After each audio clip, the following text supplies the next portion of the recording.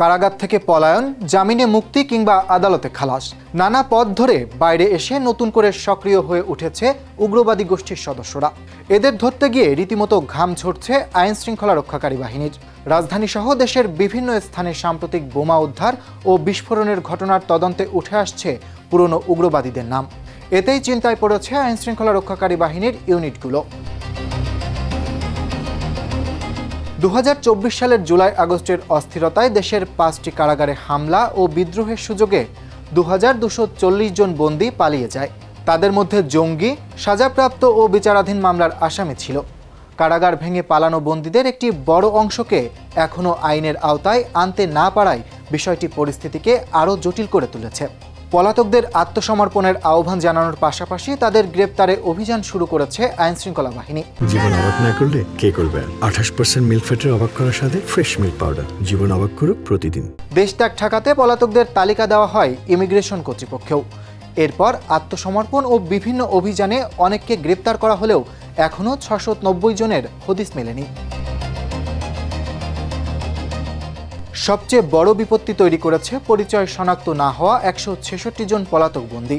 কারা অধিদপ্তরের এক কর্মকর্তা বলেন, পলাতকদের অনেকের বিষয়ে কারাগারের কাছে থাকার ঠিকানা সঠিক নয়। তাদের কেউ কেউ বিদেশে পালিয়ে গিয়েও থাকতে পারেন। এদিকে নরসিংদী কারাগার ভেঙে পালানো এই বন্দীদের কোনো তথ্য, নথিপত্র বা অনলাইন সিস্টেমে না থাকায় এবং থানা আগুনে পুড়ে যাওয়ায় নথি বিনষ্ট হওয়ায় পুলিশ তাদের শনাক্ত করতে পারছে না। পলাতকদের এই তালিকার পাশাপাশি দুশ্চিন্তা বাড়াচ্ছেন পুরনো সিরিয়াল বম্বাররা।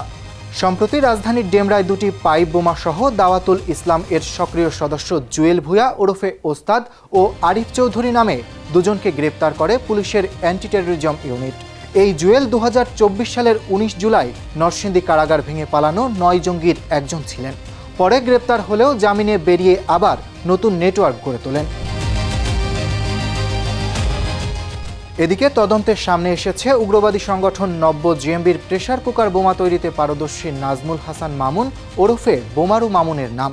পান্থপথের হোটেল ওলিও বিস্ফোরণ মামলায় এই আসামি 2024 সালের 5 আগস্টের পর কারামুক্ত হন এবং চলতি বছরের জানুয়ারিতে আদালত থেকে খালাস পান।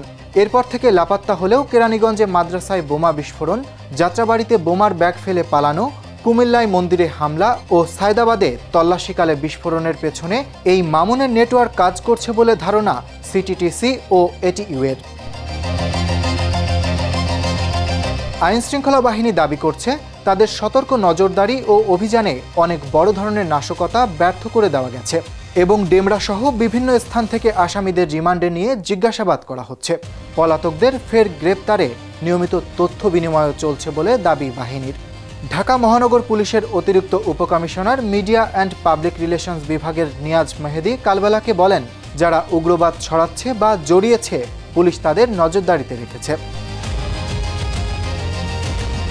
তবে সাম্প্রতিক সময়ে উগ্রবাদীদের এই নতুন তৎপরতার বিষয়ে পুলিশের বিশেষায়িত ইউনিটগুলোর ঊর্ধ্বতন কর্মকর্তারা প্রকাশ্যে কথা বলতে অনীহা প্রকাশ করেছেন।